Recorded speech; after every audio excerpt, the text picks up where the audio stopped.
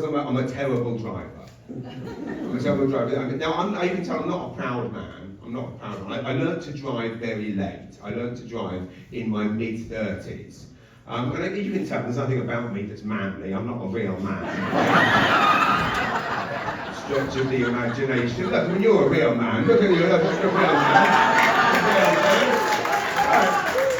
This is one gig, what I'm looking at, it's all real men. It's all real men that know how to fix things. I bet if every single man in this room stood up, every single one would have a fucking Allen key on them. Right?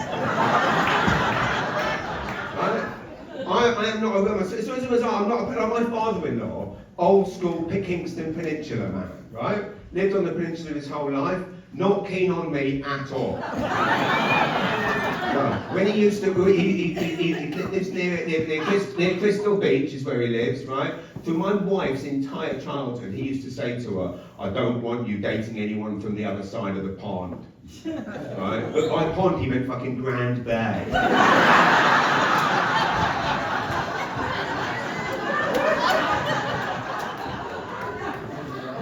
So he is not impressed with me one iota.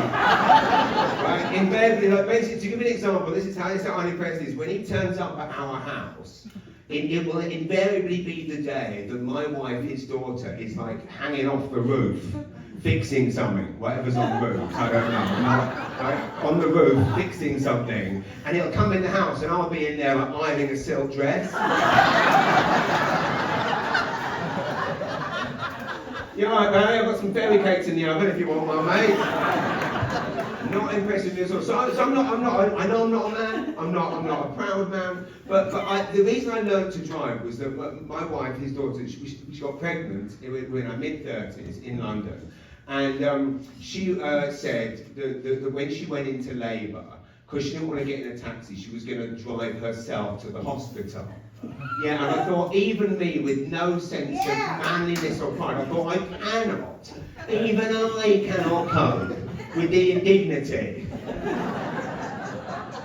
of pulling up at the hospital into the emergency lane by the entrance, and the doctors and the nurses and the midwives come running over, right, to the passenger side.